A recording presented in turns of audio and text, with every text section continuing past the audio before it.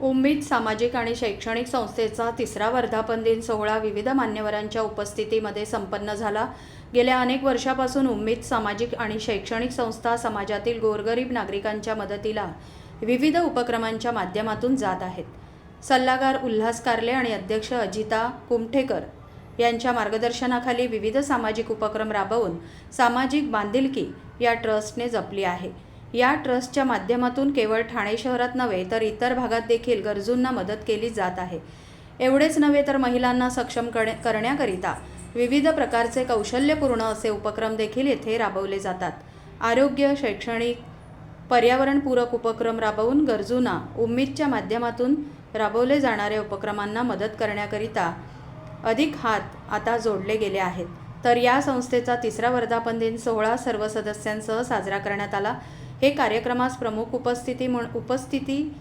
अतिथी म्हणून समाजसेवक मंगेश वाळुंज यांची उपस्थिती लाभली। यावेळी प्रमुख सल्लागार उल्हास कारले, अध्यक्ष अजिता कुमठेकर, सचिव चेतन पाटील, खजिनदार चांदणी मर्चंडे, त्याचबरोबर विलास ढवळे, शीतल सुर्वे, हमीदा खान, किरण भुरे, सुशीला चव्हाण, हुसेन शेख यांसारखे विविध पदाधिकारी देखील येथे उपस्थित होते।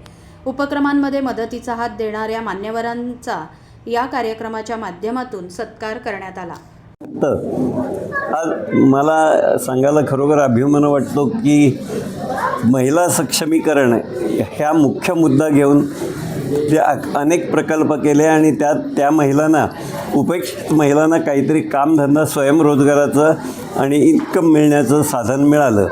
त्याचप्रमाणे इतर पण अन्य उपेक्षित आणि वंचित समाजाकरता पण खूप काही कार्य केलेलं आहे आणि ते असंच चालू राहू दे अशी ईश्वराला प्रार्थना आहे। उम्मीदच्या वर्धापन दिनाला सर्वात पहिला तर मला खूपच आनंद होतो आहे की एक छोटंसं आम्ही असं बियाणं जे आहे ते आम्ही फक्त पेरलं होतं आणि 3 वर्षात ते एवढं छान वाढलं आहे। आणि त्याचबरोबर जेव्हा आम्ही सुरू केलं तेव्हा आमच्याकडे मेंबर्स नव्हते, पण आज आमची मेंबर्सची संख्या 150च्या वर गेलेली आहे।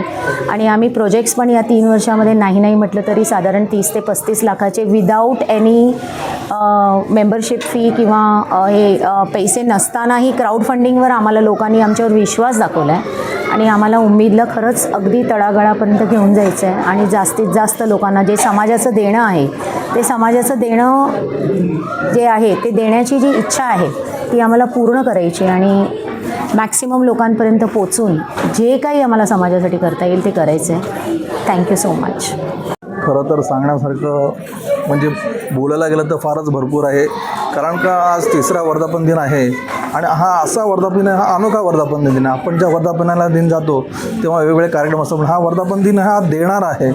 आज देणाऱ्याचं सेलिब्रेशन होतं आहे आणि अजितांनी हा जो काय पुढाकार घेतलेला आहे देण्याचा वसा जो उचलला आहे समाजाला, म्हणजे आपण ज्या समाजाचं देणं लागतो त्या समाजात देणं ते आज पूर्ण परतफेड त्याची करतायत आणि त्यांना मदतीचे हात पण भरपूर आहेत। मला वाटतं हे कार्य त्यांचं असंच चालू राहू आणि ज्यांना कोणाला गरजवंताला जी काही गरज असेल ती त्यांच्या माध्यमातून पूर्ण होऊ।